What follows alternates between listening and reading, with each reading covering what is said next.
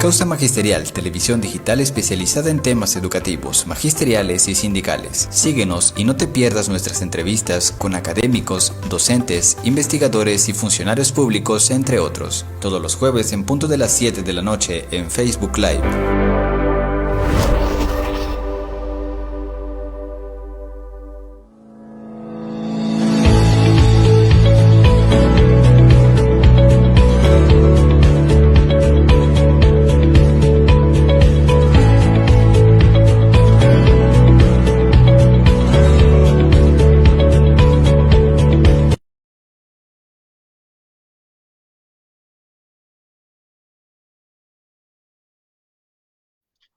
¿Qué tal? Muy buenas noches, estimados maestros, maestras de diferentes partes de la República que nos acompañan todos los jueves para reflexionar sobre el acontecer educativo y en particular sobre el acontecer magisterial.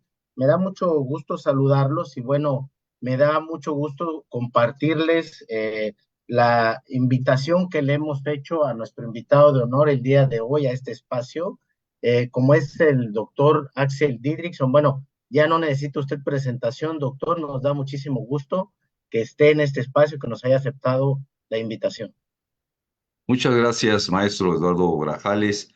Eh, por supuesto, agradezco mucho la atención para mi persona de parte de la causa magisterial y saludo con mucho afecto a quienes nos están enlazando, nos están escuchando y por supuesto espero que esta exposición pues coadyuve al debate nacional que tenemos ahora a partir ya de la campaña hacia la presidencia de la República en materia de educación, política pública, derechos humanos. En Pues, principio, adelante, doctor, adelante. gracias. En principio, nuestro postulado central es que la educación superior, ya lo ha manifestado la candidata del Movimiento de Regeneración Nacional, la doctora Claudia Sheinbaum, investigadora, científica, universitaria, que yo conozco desde el movimiento estudiantil del Consejo Estudiantil Universitario, cuando yo fui miembro dirigente del Consejo Académico Universitario, que fue el organismo de los académicos que trabajamos juntos con el CEU de entonces y desde entonces también hemos venido trabajando en muchas causas comunes. Eh, el principal fundamento de la consolidación de la política pública es que debemos garantizar que la educación es un bien público, un bien social, que no es lo mismo, un bien público porque debe estar garantizado por el Estado como un derecho fundamental, y un bien social porque coadyuva al fortalecimiento de la democracia en la sociedad.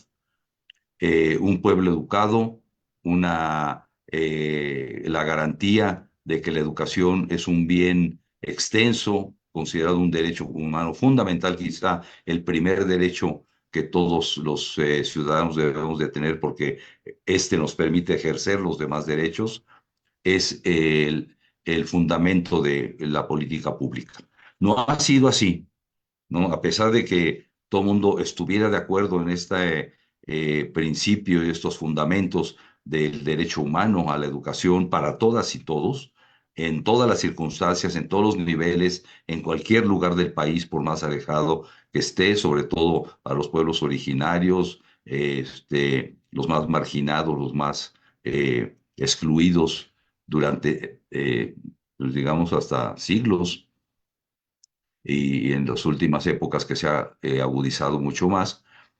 Esto que parecería una condición, pues, lógica, no es así ni ha sido así en nuestro país, desafortunadamente. Hemos tenido el mayor índice de crecimiento de la privatización y la mercantilización de la educación, que no es lo mismo privatización que mercantilización. Durante los años del periodo neoliberal, con Fox fue verdaderamente descarado, igual con Calderón y Peña Nieto lo continuó, donde durante esta época tuvimos el mayor crecimiento de la tasa per cápita de estudiantes incluidos en educación privada con fines de lucro. No un crecimiento de una educación privada de calidad, sino un crecimiento de la educación privada con fines de lucro como una mercancía, y esto profundizó las desigualdades. O sea, porque las personas que no pudieron ingresar a una educación pública de calidad, por ejemplo, en un bachillerato de la UNAM o la propia UNAM para la licenciatura, la Universidad Autónoma Metropolitana, el Politécnico, la Universidad de Guadalajara, la Universidad de Nuevo León, las universidades públicas estatales o el Instituto Tecnológico Nacional, que también es extraordinaria su cobertura y su calidad social. Los que no pudieron entrar por cupo, no por falta por rechazo, como se ha manejado, sino porque, digo, no puedes poner un aula para 20, 30 personas con 100, 200 personas. Es antipedagógico. Entonces, este crecimiento de la privatización se juntó con la mercantilización. Es decir, una empresa que regula su establecimiento como si fuera una tienda de abarrotes, porque son los requisitos que se les pedían antes, y que cobra un poquito menos, y entonces atrae toda esta masa de niños, niñas, jóvenes hacia la educación privada, pero mercantilizada. Y también un proceso en la educación pública de mercantilización, que es distinto. Es decir, la universidad pública, ante el recorte de los recursos que hubo durante la época neoliberal, lo que tuvo que hacer es vender servicios, incrementar sus costos, poner aranceles, sobre todo en los posgrados o incluso en los bachilleratos y en secundarias privadas, perdón, públicas, también cuotas de padres para hacer actividades, etcétera, etcétera. Entonces, este fenómeno tuvimos que parar. En el 2018 viene un cambio de gobierno que no es una alternancia como ocurrió en lo anterior. Se debe tener claro que fue una ruptura respecto del modelo de gobierno que se tuvo con antelación. Es decir, el paso del PAN con el PRI y el PRI con el PAN pues eran más o menos lo mismo. Con la presidencia de Andrés Manuel López Obrador se ve una ruptura, lo que se considera la cuarta transformación.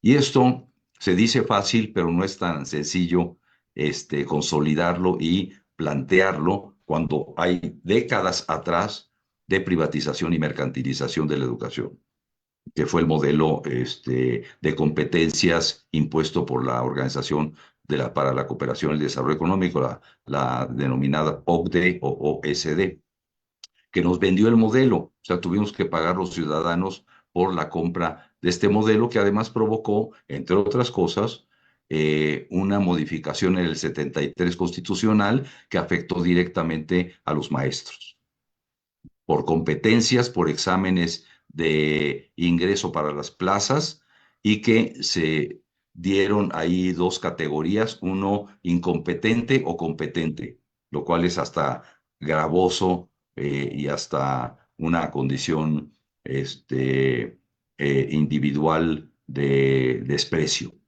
al trabajo magisterial. Y provocó, por supuesto, un movimiento de 17 estados de la República, de la CENTE y el CENTE, porque se vieron afectados por este modelo de evaluación punitiva que se estableció parejo. Se establecían las mismas preguntas y los mismos criterios de evaluación al magisterio desde Tijuana hasta la zona Triqui o la zona Setzal en Chiapas. Y esto no puede ser, ¿no? Porque como se demandó desde entonces, las evaluaciones tenían que hacerse desde el plano de los contextos de su aplicación. No es lo mismo un profesor que trabaja en zonas de alta marginación o en población indígena, bilingüe o monolingüe, que un profesor en las lomas de Chapultepec, en la Ciudad de México, en una escuela privada. Ahora, Entonces, eso no se entendió con claridad y esto es lo que se tuvo que romper y se tuvo que detener.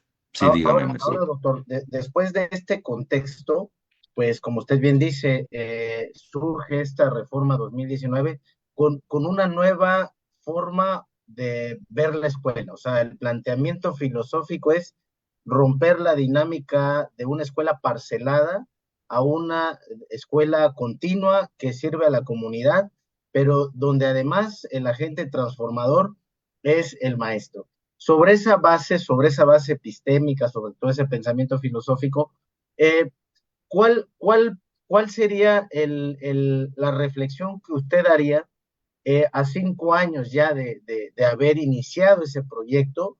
Y bueno, todo lo que ya conocemos que ha implicado la reforma 2019, tanto en sus puntos positivos como en sus aspectos negativos. Claro, yo pondría el acento en 5 ejes fundamentales. En un contexto de 3 periodos distintos, 3 etapas. Una primera, que fue del 2018-19, donde se hicieron la primera reforma constitucional del tercero y la eliminación de la evaluación punitiva del 73. Esto fue el primer acto de gobierno. Y se hizo la reforma constitucional y se empezó a trabajar 3 leyes, 4 leyes fundamentales.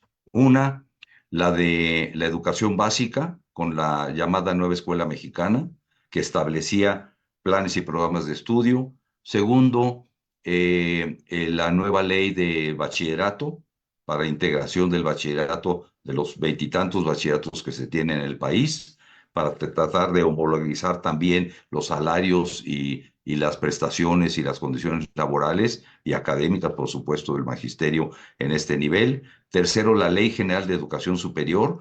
Y cuarto, la Ley Nacional de Ciencia, de Humanidades, Ciencia, Tecnología e Innovación, ¿no? Ahí viene el gran cambio también del CONACYT, incluyendo la H, que aquí no es muda, sino tiene un significado increíble, porque las humanidades, las ciencias sociales, estábamos en franco rezago. Entonces, este fue el primer eje que tenemos que valorar. Ya contamos con una serie de principios jurídicos, plataformas legislativas y leyes que permiten el establecimiento de un marco general legislativo de reforma educativa. Ahora, una reforma educativa no se hace con la edición de leyes, se hace en la práctica, se hace en la acción. Entonces vienen otros 4 prioridades de la política que tenemos que evaluar. Una es esta que digo, el avance legislativo.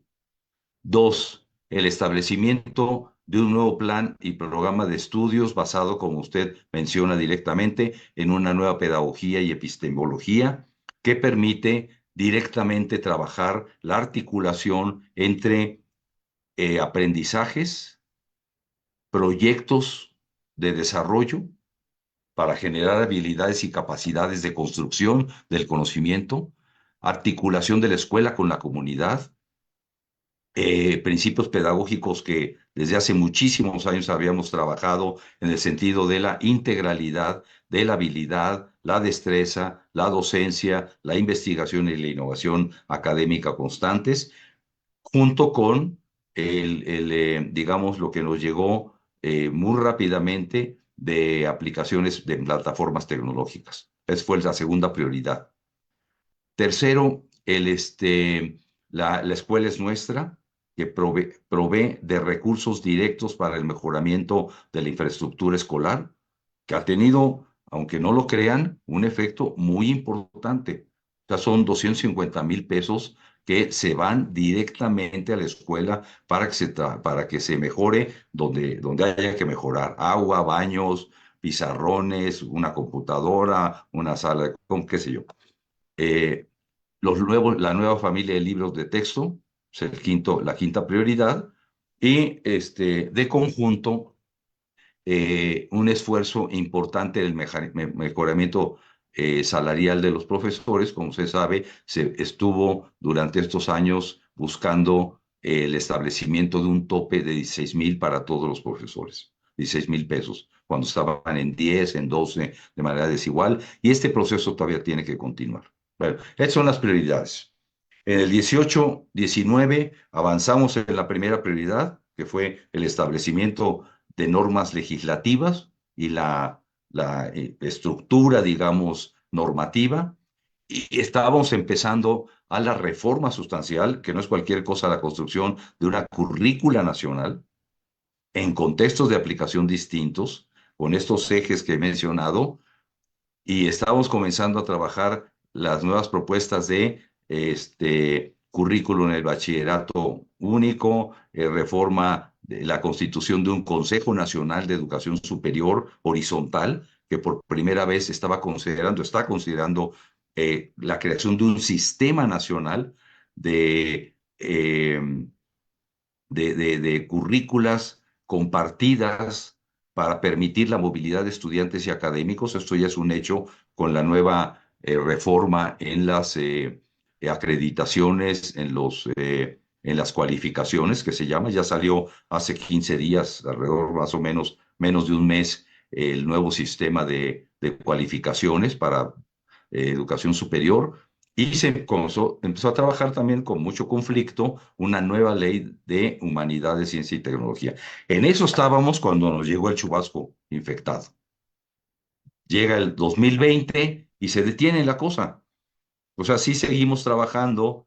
Yo estuve revisando libros, la nueva familia de libros de texto, estuvimos en foros importantes, todos encerrados, pero trabajando, que no es lo mismo, porque nos ralentizó nuestra actividad, nos las hizo mucho más compleja.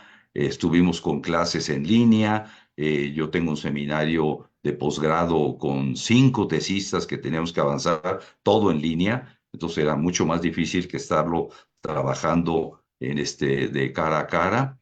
Y todos los maestros, y obviamente en zonas difíciles, nos tuvimos que ralentizar en nuestras actividades generales y por supuesto también en la aplicación de lo que empezaría entonces en el 2020-21. Se pensaba que ya se iba a empezar a aplicar el nuevo modelo pedagógico y educativo.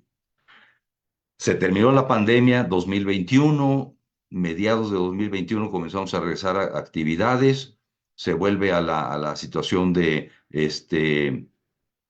nueva condición presencial, y empezamos a trabajar la idea de 3 ejes sobre los cuales teníamos que aportar para la aplicación de la nueva escuela mexicana, que era educación dual, o sea, no educación como se pensaba antes o como se hacía antes, ¿no? Que el estudiante iba un ratito a una empresa o una oficina de gobierno, y lo mandaban a traer café y a sacar fotocopias.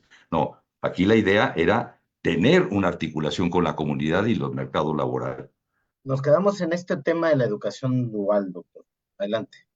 Sí, bueno, regresamos a la presencialidad y obviamente la reflexión directa fue, no podemos simple y llanamente volver a la clase tradicional cuando ya tuvimos la experiencia de una condición distinta en el manejo de la escolaridad y de los aprendizajes.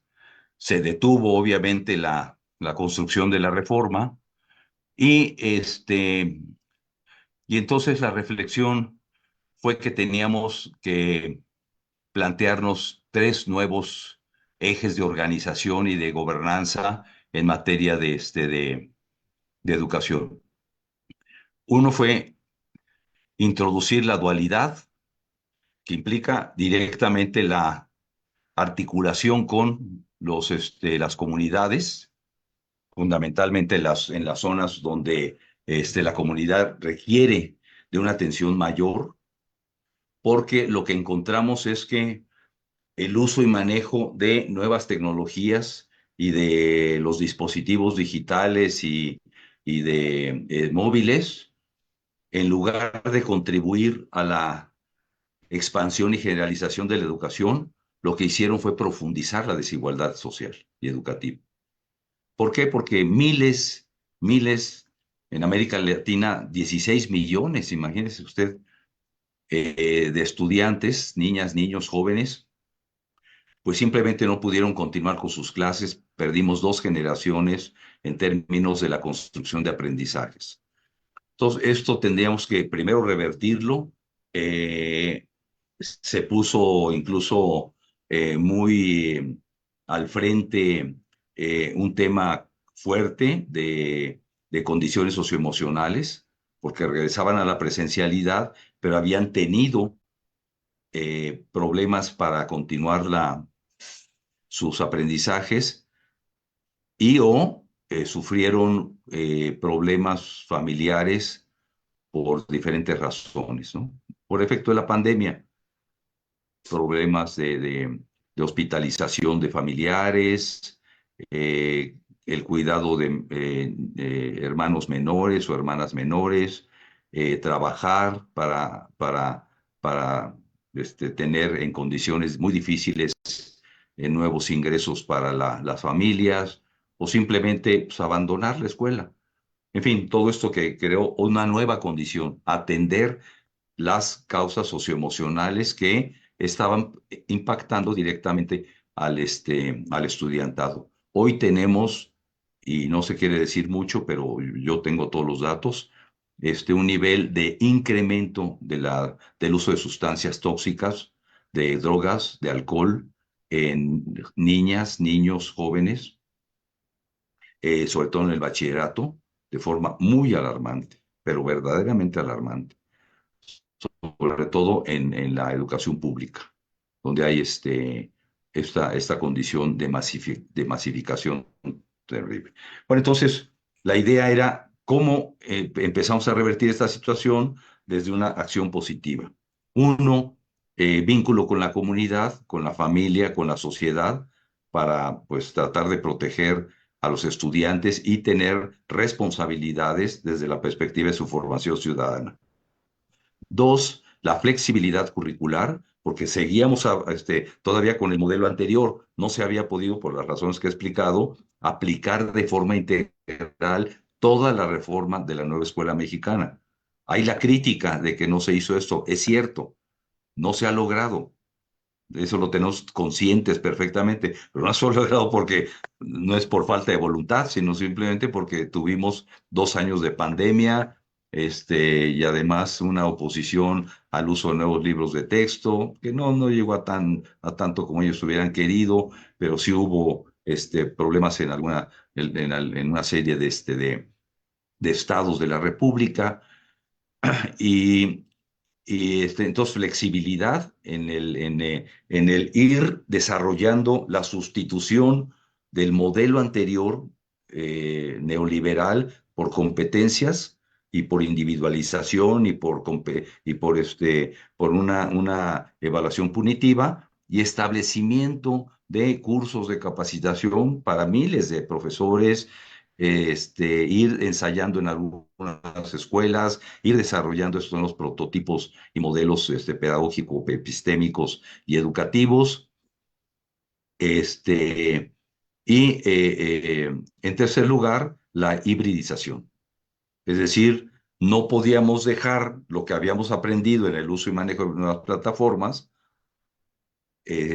simplemente diciendo, vamos a la presencialidad y ahora otra vez la tiza y el pizarrón, ¿no? El gis y el pizarrón. No, empezamos a deducir que en la escuela, en el aula, teníamos que usar nuevas tecnologías, PowerPoint, dispositivos digitales, búsqueda de información, bibliotecas globales en línea, biculturalidad, interculturalidad, etcétera, etcétera. Y también eh, desechar la idea de que había educación abierta y a distancia y educación presencial. Ahora todo es mixto, todo Ahora, tiene hibridización.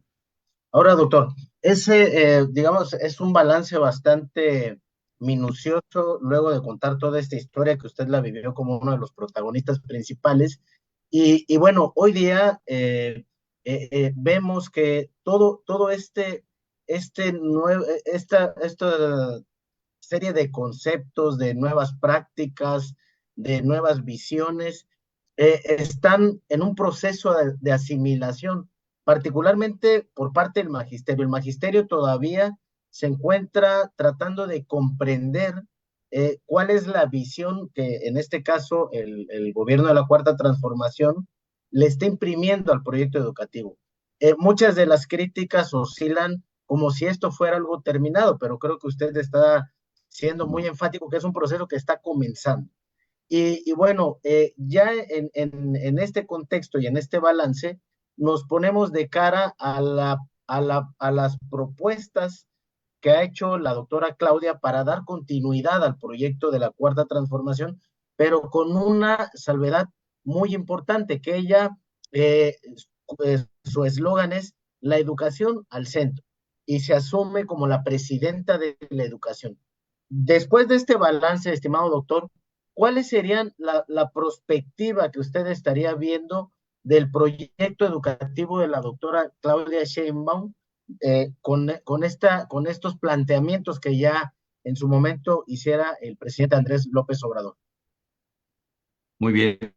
Bueno, lo que entonces entre 22 y 23 ya estamos trabajando fuertemente en la, digamos, organización práctica de las plataformas de la nueva educación mexicana.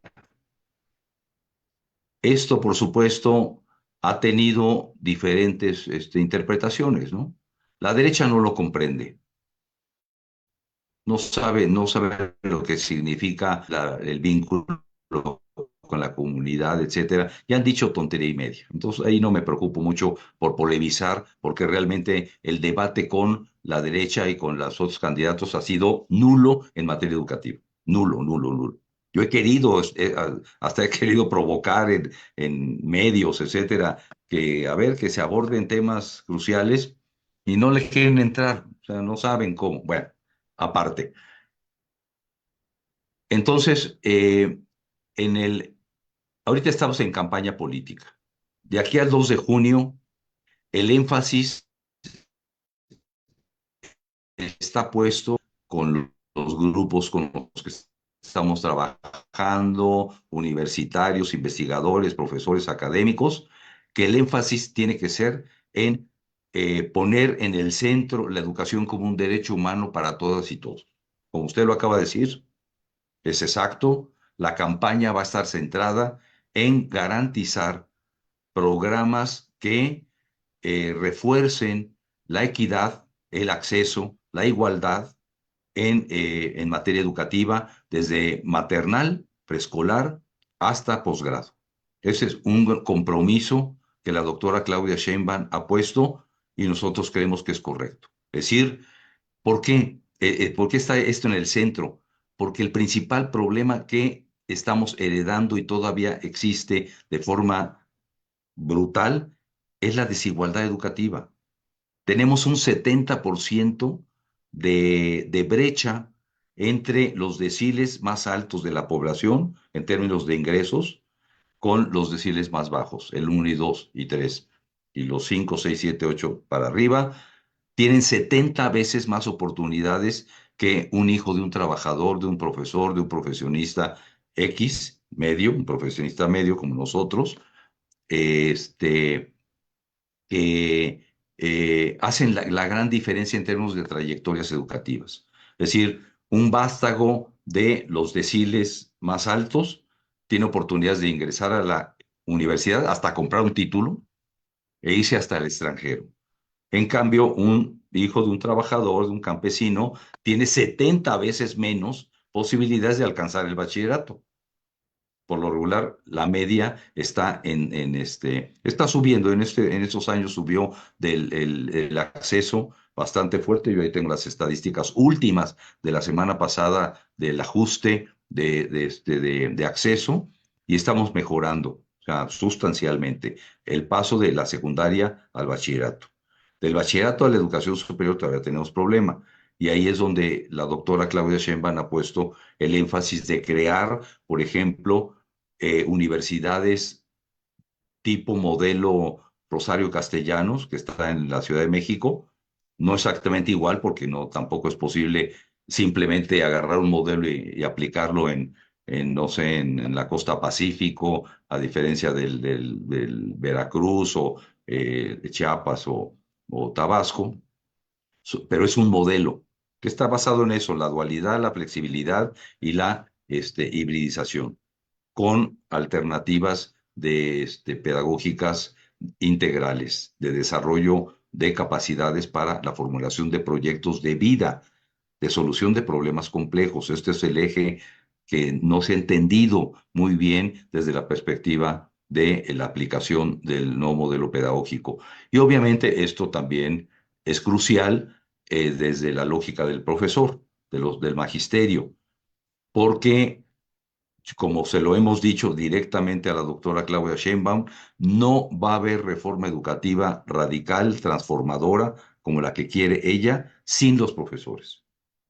Ahorita ya se está anunciando en abril una movilización de la CENTE que va a tomar el Zócalo de nuevo hasta que se resuelvan 5 o 6 demandas que tienen muy justas, pero que no abarcan directamente los temas sustanciales de la integración del profesor al debate sobre la nueva escuela mexicana. La aceptan. Ellos, los dirigentes que yo conozco, dicen, está bien los postulados teóricos, metodológicos, pero nosotros queremos salarios, condiciones de trabajo, homologación, etcétera, etcétera. La 22 está mucho al frente. Entonces, ahí tenemos ya una complejidad que en la campaña pues, se nos va a revolver el tema de la reforma educativa. Sí, Ahora, doctor, quisiera hacer una pausa ahí, porque usted ha sido uno de los principales promotores de esta revalorización o valorización o dignificación del magisterio. Que nos comente en su ideario cómo tendría o por qué aspectos tendría que pasar esta revalorización social del maestro. bueno, tres cuestiones fundamentales que acabamos de discutir ahora en Brasilia, junto con sindicatos, investigadores, en una reunión multitudinaria de la UNESCO, donde yo participé muy activamente, incluso en la declaración final, que le recomendaría que la lean todo el auditorio que está presente y muy agradecido que la pudieran difundir. Es la declaración final de la CRESMA 5, ocurrida en la ciudad de Brasilia, que es la capital de Brasil. Los tres ejes son: uno, trabajo ya no se llama docente ni no docente, se llama trabajo decente. El postulado que pusimos ahí, porque así lo dice la OIT, la Organización Internacional del Trabajo, es que las condiciones de trabajo del magisterio tienen que apegarse a los criterios de un trabajo decente. Es decir, con eso se comprende que el profesor no puede ganar menos que el profesional que gana más, que fue formado por esos maestros. Es una condición de círculo vicioso negativa para el profesor. Si el profesor forma médicos, contadores, abogados, sociólogos, científicos, artistas, etcétera, etcétera, pues los que están en la punta del mercado laboral, tenemos que ir progresivamente asemejando las condiciones laborales, es decir, de no solamente dignificación y revalorización, sino de trabajo decente, que implica contar con todos los recursos para un proyecto de vida exitoso. Dos, la participación directa en la construcción de la reforma educativa hacia los próximos años. Esto va a ser un énfasis que yo insiste e insiste e insiste con el equipo de campaña, con la doctora Claudia, con todos los que están operando en el sector educativo, que si los maestros no participan con nosotros en la construcción del modelo pedagógico, epistémico, intercultural y equitativo, no vamos a poder avanzar. O va a ser mucho más lento el avance. Y tenemos 6 años. No van a ser los únicos de la cuarta transformación, porque por eso le llamamos cuarta transformación. Estamos pensando en políticas de Estado. Entonces, implica progresividad en los recursos financieros, progresividad en el trabajo decente del profesor y progresividad en la construcción de una infraestructura distinta de la escuela en México. Es decir, tenemos escuelas todavía con el modelo CAPSE, que son como celdas, ¿no? Como si fuera un reclusorio o una cárcel. Tenemos que tener modelos. Yo, incluso cuando fui secretario de Educación en la Ciudad de México, diseñamos un nuevo modelo eh, este, arquitectónico donde efectivamente había todas las condiciones para el trabajo lúdico, deporte, arte, cultura, y los salones de clase no eran eh, eh, encerrados,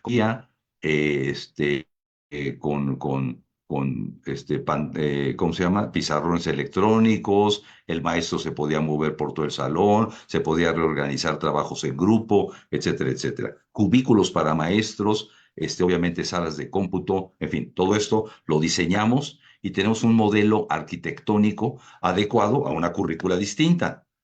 No podemos tener una currícula distinta, procesos de aprendizaje constructivistas hacia los próximos años, si no empezamos a construir el modelo físico de la nueva escuela. Yo tuve la oportunidad de coordinar la creación de una nueva universidad en Michoacán, se llama la Universidad de la Ciénega, y en hicimos 10 carreras nuevas: nanotecnología, energía y agua, transformación educativa en nuevas tecnologías, biotecnología, etcétera. O sea, nuevas carreras interdisciplinarias, como también está en la base de la nueva pedagogía y metodologías de trabajo de la propuesta de políticas de Estado. Y en cada grupo de trabajo de construcción curricular tenía yo un arquitecto. ¿Por qué? Porque el arquitecto tenía que tener la noción de si en esa parte de la currícula iban a usar un laboratorio, iban a tener condiciones ¿cómo se llama? De medio ambiente, de refrigeración, etcétera, para materiales químicos o biológicos o de seres vivos. Otra parte era en aulas, otra parte era en grupos de trabajo más pequeños, etcétera. O sea, el arquitecto tenía que tener la claridad de cómo era el espacio pedagógico, áulico y de talleres de laboratorios en todas las carreras. Si Ahora, hablamos de doctor, imagínense, hablar de nanotecnología y estar encerrado en un aula, pues no tenía sentido. En fin, ahora, doctor, quisiera hacerle una pregunta que supongo ustedes también están considerando, pues en esta planificación de la política educativa próxima. ¿Esto necesariamente implica aumentar el presupuesto, el financiamiento en materia educativa? Que bueno, como hoy sabemos, todavía no estamos en los estándares, al menos internacionales. ¿Qué opinión tiene de esto? nosotros hicimos una proyección a partir del presupuesto actual con una lógica de crecimiento progresivo para que al final del sexenio tengamos el doble del presupuesto actual para financiamiento educativo. Obviamente, el chiste no es solamente aumentar el presupuesto, sino para qué lo usas. Entonces está etiquetado la progresividad del presupuesto hacia los que menos tienen, en primer lugar. O sea, esta nueva escuela y con una infraestructura distinta. Es decir, la idea, el principio es darle la mejor calidad a los que menos tienen. Porque los que más tienen oportunidades de tener una buena educación. En cambio, el Estado y su responsabilidad de garantizar el derecho humano a la educación para todas y todos, tiene que fijarse primero en la construcción de las mejores instalaciones, profesores, equipamiento, gobernanza, administración y comunidad de la mejor calidad. ¿Mm? Ese es la progresividad va orientada a que los recursos vayan hacia donde está más marginado el asunto. De ahí, Perfecto. por ejemplo, que tenemos que contar fuertemente con las experiencias de CONAFE, del Instituto del INAI, y de la Escuela es Nuestra, para que podamos ver estas experiencias que son de altísimo valor porque han estado trabajando durante ya muchísimos años en poblaciones marginadas para garantizar que estas poblaciones cuenten con una escuela digna, de alta calidad, con profesores bien pagados, porque sabemos que los profesores del CONAFE y del INAI en poblaciones indígenas, pues son los peores pagados. Entonces esto no puede ser. Ahí, Perfecto. Doctor, antes de ir concluyendo la entrevista para no abusar de su mm, tiempo, hay dos preguntas que pues, son obligadas para nosotros, sobre todo cuando tenemos una audiencia prioritariamente de maestros y maestras de educación básica. Se habla, la doctora habló de revisar, así utilizó el concepto, estos procesos de UCICAM. Usted está hablando también de esta revalorización del magisterio. ¿Cómo se tendría que hacer una evaluación digna para el magisterio, eh, haciendo también la revisión de estos procedimientos que han sido muy criticados de la UCICAM? bueno, estamos proponiendo que los tres programas principales dedicados al magisterio desaparezcan. El UCICAM que desaparezca, el Programa Nacional de Mejora Continua de la Educación, el PRONAEDU, no ha hecho nada sustancial cuando sus funciones estaban directamente relacionadas con el mejoramiento magisterial y de los procesos de evaluación. Y tercero, favorecer el incremento y la mejora, la sustancial de la escuela es nuestra, que son los tres que mejoran condiciones de infraestructura, de formación, de actualización y de recursos para el docente, replanteando una integralidad en una institución única que le estoy llamando Instituto Nacional de Investigación Educativa, para que hagamos cambios, innovaciones, prospectivas de impacto e incidencia en el Magisterio Nacional. ¿Por qué? Por una lógica de mi experiencia. No podemos hacer propuestas que no tengan sustento de investigación sólida, científica. En cambio, los otros programas, pues fueron pues, buenas intenciones, pero no fueron elaboraciones sustentadas en procesos de investigación educativa.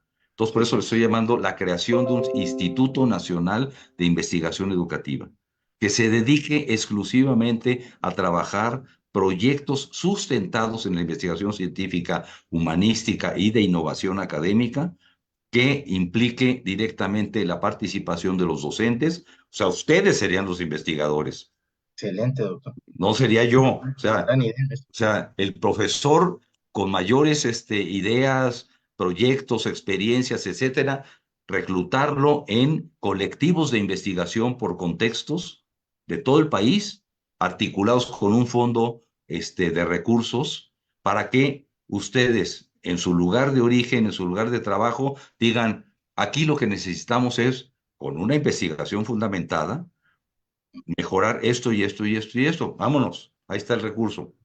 Recurso directo, pero sustentado en la investigación.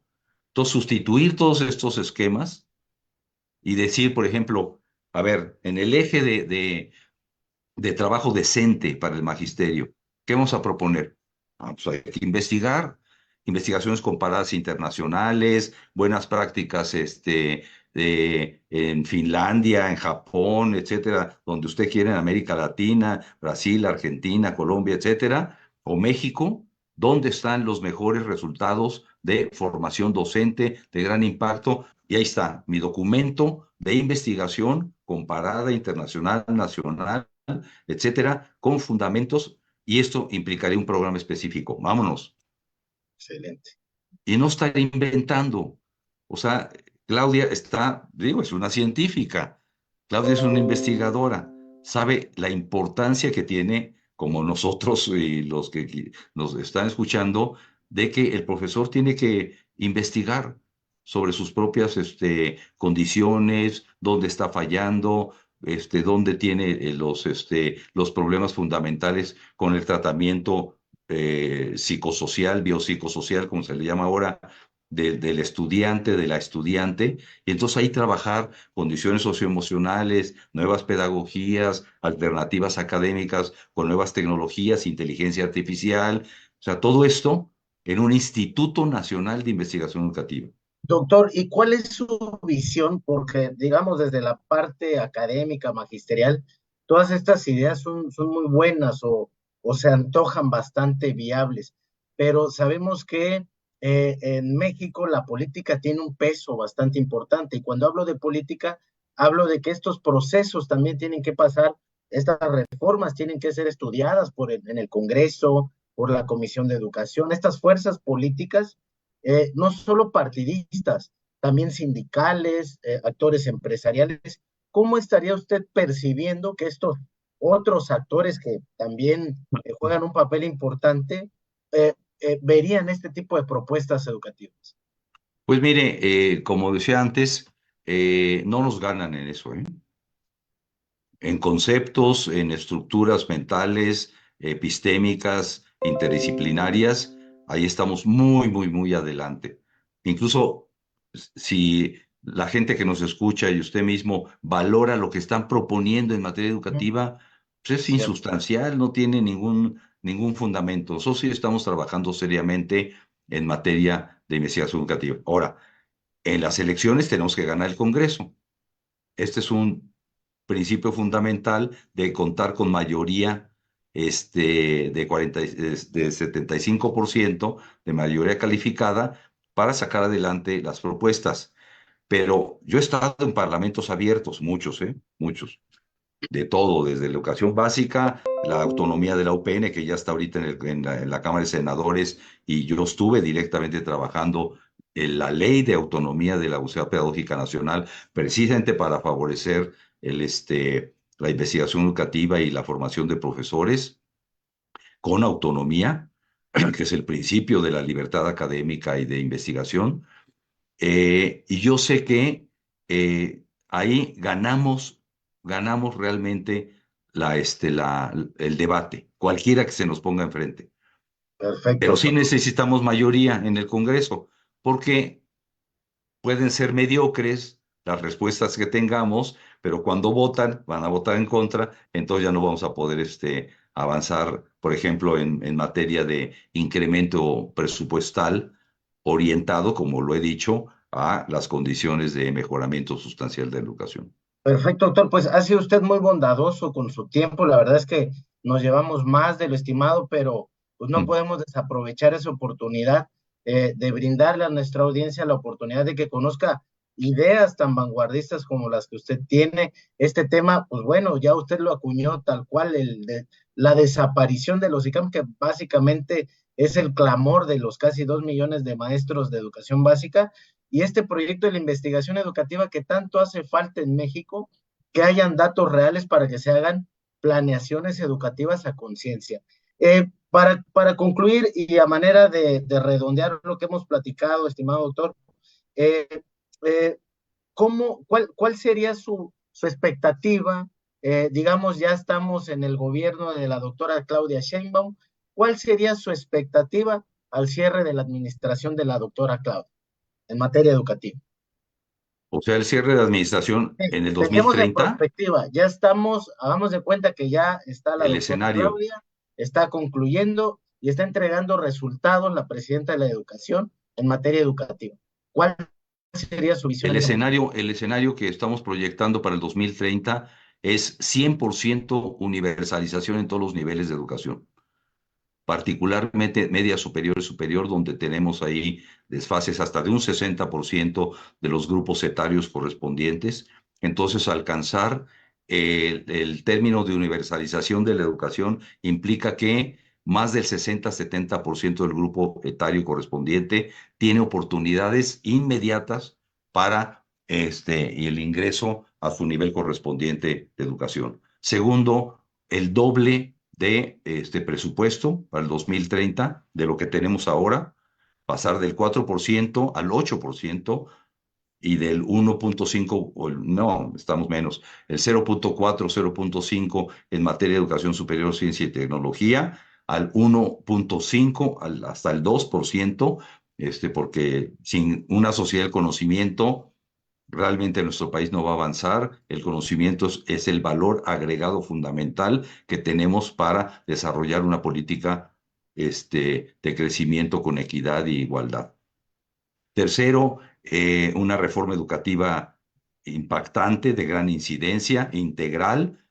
Y cuarto, que los maestros digan, llegamos al final del sexenio, votamos por Claudia, nos aseguramos de que el movimiento muy auténtico del magisterio tuvo su eco, fuimos respetados, nos escucharon y hoy somos profesionales con una dignidad y un trabajo decente impecable.